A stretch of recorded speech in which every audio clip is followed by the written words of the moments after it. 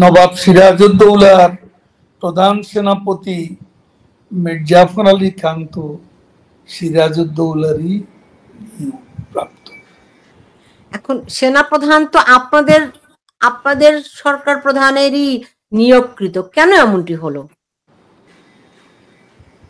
এখন এই প্রসঙ্গে আমি আর বেশি কিছু বলতে চাই। জি, কিন্তু আপনি যদি সেইটাই বলেন তাহলে কি এই রিয়ালাইজেশনটি আপনারা গোপালগঞ্জের ঘটনার পরে বুঝতে পারলেন? ওবায়দুল কাদের সম্ভবত আবারও বিচ্ছিন্ন হয়ে গেছে। তাকে যে প্রশ্নটি আমি রাখতে চাই এখন, যে জনাব ওবায়দুল কাদের, আপনারা এই সেনাপ্রধান সম্পর্কে যে মূল্যায়নটি এখন আপনি আমাকে দিলেন, সেটি কি আপনারা এই গোপালগঞ্জের ঘটনার পরে বুঝতে পেরেছিলেন, নাকি আপনারা ধরেন আমরা মুখ খুলেছি, আমরা সেনাবাহিনী সম্পর্কে কোনো বক্তব্য রাখি, যদিও আমরা দেখেছি তাদের নীরব উপস্থিতির মুখে তাদের নাকের ডগায় ৩২ নম্বর বুলডোজার দিয়ে ধ্বংস করা হয়েছিল এবং তাদের উপস্থিতিতে সেদিন যে জঙ্গি হামলা ৫ই আগস্টে, সেটাও তাদের নীরব উপস্থিতিতেই সংঘটিত হয়েছে এবং কারো কারো মতে তাদের সায়ও ছিল, সমর্থন সূচক সম্মতিও ছিল, এরকমটাও আমরা জানতে পেরেছি। তো তাহলে আপনারা গত ১ বছরে কি ধরনের প্রস্তুতি নিলেন ফিরে আসার? আপনি বলছিলেন যে যখন আপনারা প্রত্যাবর্তন করবেন, তো সেটি কবে নাগাদ হতে পারে? সেনাবাহিনীকে যদি আপনাদের বিরুদ্ধে থাকে, সেক্ষেত্রে আপনারা কেমন করে অগ্রসর হবেন? গোটা সেনাবাহিনী আমাদের বিরুদ্ধে, একথা তো আমরা বলি। সেনাবাহিনীর মধ্যে বিভিন্ন সমীকরণ থাকতে পারে। সেনাবাহিনী অ্যাজ এ হোল আমাদের মুক্তিযুদ্ধের বিরুদ্ধে, আমাদের বিরুদ্ধে তো যারা আছে তাদের সবাই মুক্তিযুদ্ধের বিরুদ্ধে, এমনটি তো বলার উপর। বাংলাদেশে মুক্তিযুদ্ধকে যখন ধ্বংস করার জন্য চক্রান্ত চলছে, আমার বিশ্বাস দেশপ্রেমিক সেনাবাহিনী সেখানে তাদের যে দায়িত্ব, ইতিহাস অর্পিত যে দায়িত্ব, সে দায়িত্ব সময় মতো তারা পালন করবে। তো সেনা প্রধানের প্রতি কি আপনাদের সেই আমি এত কথা বলার পর আপনি আবার প্রশ্ন কেন করছেন? আচ্ছা, ঠিক আছে, আসলে বিষয়টিতে অনেক স্পর্শকাতর, সব কথা আমি বলবো না, জি যা বলার বলেই ফেলেছি। জি, বুঝতে পেরেছি। এখন রাজনৈতিকভাবে ধরেন একটা উদ্যোগ নেওয়া হচ্ছে, সামনে একটা ইলেকশনের প্রক্রিয়া হতে পারে, হবে কিনা আমরা জানি না এখনো, হতে পারে, এবং সেটি আওয়ামী লীগকে বাদ দিয়ে এরকম একটা কথাবার্তা শোনা যাচ্ছে। এই বিষয়ে আপনারা কি ভাবছেন? আমরা বাংলাদেশের বেশিরভাগ জনগণের প্রতিনিধিত্ব করি, সেই পার্টির কার্যকলাপ নিষিদ্ধ করে, সেই পার্টিকে নিষিদ্ধ রেখে, নির্বাচনে অংশগ্রহণ থেকে বিরত রেখে বাংলাদেশে কোনো ইনক্লুসিভ, নিরপেক্ষ, বাংলাদেশে কোনো ফ্রি ফেয়ার ইলেকশন হতে পারে না, হওয়া সম্ভব। যদি হয় সেক্ষেত্রে আপনাদের কৌশল কি হবে? যদি নদীতে ফেলুন, যদি আমি এটুকু জানি, ক্ষমতার রাজনীতির রহস্য পুরুষ ইউনূস তার ক্ষমতাকেই ভালোবাসে, গণতন্ত্র তার কাছে কোনো বিষয় নয়। অলরেডি তার সমর্থকরা, যারা তার সেই অ্যালাইড ফোর্সেস, তারাই বিভিন্ন ইস্যুতে বিভক্ত হয়ে একটা জগা খিচুড়ি পরিবেশ সৃষ্টি করছে, যেটা নির্বাচনের পথে প্রতিবন্ধক হয়ে দাঁড়াতে পারে। এখন মানে ধরেন আমি শুনতে পেয়েছি যে জনাব ওবায়দুল কাদের, আপনার সংযোগ কিন্তু বারবার করে বিচ্ছিন্ন হয়ে যাচ্ছে। জি, আমি আবার জি, আমরা শুনতে পাচ্ছি মানে শেখ হাসিনা আপনাদের দলীয় নেতাদের সঙ্গে বৈঠক শুরু করেছেন ইন পার্সন।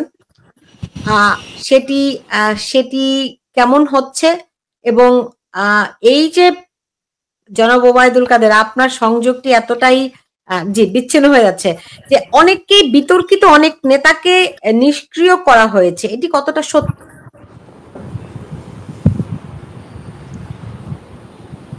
একথা মোটেও সত্য নয়। এখন এসব বাদ বিচার করার সময় না। এখন সবাই কাজ করছে যারা কাজ করতে চায়। পরবর্তীতে দেখা যাবে কারা সক্রিয় থাকে, কারা নিষ্ক্রিয় থাকে। যারা এখন সক্রিয় থাকবে, সংগ্রামে আন্দোলনে থাকবে, সবকিছুই তো আমরা পর্যবেক্ষণ করছি। আর আমাকে যে প্রশ্নটা করেছেন, আমি সেটা বলতে চাই যে আমাদের পার্টিতে একটা নিয়ম আছে, 3 বছর পর পর আমাদের পার্টির সম্মেলন হয়। সম্মেলনের মধ্য দিয়ে নতুন নেতৃত্ব আসে,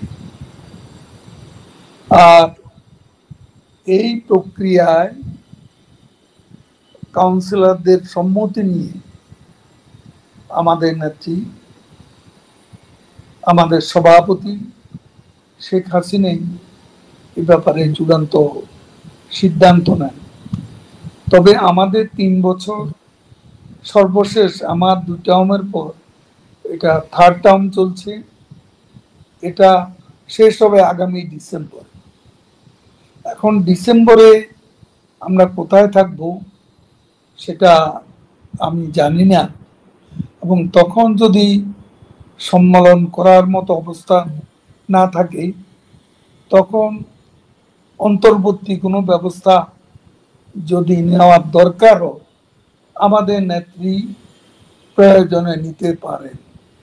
আমার কোনো পদের প্রতি কোনো মোহ নেই।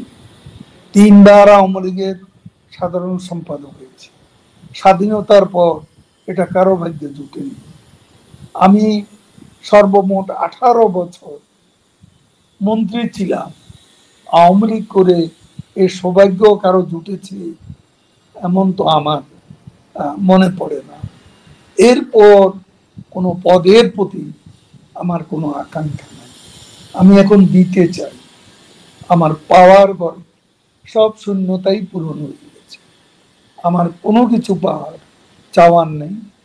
আমি বঙ্গবন্ধু কন্যার স্বদেশ প্রত্যাবর্তন, সম্মানজনক স্বদেশ প্রত্যাবর্তনের লক্ষ্যে আজকে জঙ্গিবাদী সরকারের অবসানে আমার যা যা দায়িত্ব এই মুহূর্তে নেত্রীর নির্দেশ মতো আমি কাজ করে যাচ্ছি। যখন আমার প্রয়োজন ফুরিয়ে যাবে তখন আমি সরে যাব। আমার এখানে কোনো অহংবোধ নেই, পদ আঁকড়ে রাখার সামান্যতম বাসনাও নেই। আপনার কি মনে হয় আপনার দলের অন্য যারা নেতৃবৃন্দ আছে তাদেরও একই রকম মনোভাব? সেটা আমি জানি না কার কি মনোভাব, তবে দৃশ্যত তো আমরা সবাই শেখ হাসিনার নেতৃত্বে একসঙ্গে কাজ করে যাচ্ছি। আপনি বলেছেন যে এখন ওই নিষ্ক্রিয়তার সুযোগ নেই, কে বিতর্কিত নয় সেটিও বিবেচনার সময় নয়, সবাই কাজ করতে হবে, কথা আপনি বলেছেন। তো এখন যেই শেখ হাসিনা যেই বৈঠকগুলো শুরু করেছেন, আমি শুনেছি যে 5 জন করে নেতার সঙ্গে তিনি বৈঠক করছেন। এ ধরনের কোনো সিগন্যাল আমি তো পাইনি, আমি পাইনি, অন্য কেউ পেয়েছে সেটাও আমার জানা নেই। কারণ এখানে তিনি যেখানে আছেন সেখানে কতটুকু সম্ভব এ ধরনের ইন পার্সন আলোচনা, সেটাও কিন্তু বিবেচনার বিষয়। এমনিতে তবে আমি জানি না যে এই ধরনের কোনো বৈঠক হচ্ছে এমনিতে বা এই ধরনের কোনো ইন পার্সন বৈঠক করার সুযোগ আছে, সেটা আমার জানা নেই। বুঝতে পেরেছি। আহ, আহ, এমনিতে তার সঙ্গে কোনো কথাবার্তা কিংবা ধরেন দেখা আপনার কি হয়েছে কিনা? আমার সাথে দেখা একবারও হয়নি, আমি তাকে অহেতুক ডিস্টার্ব করি না, আমি চেষ্টাও করি নেই দেখা করার। প্রয়োজনীয় নির্দেশ তিনি দিলে সেটা আমি পাই, যোগাযোগ আছে তার সেই সঙ্গে, নির্দেশটা যোগাযোগ আছে কিভাবে করে পান?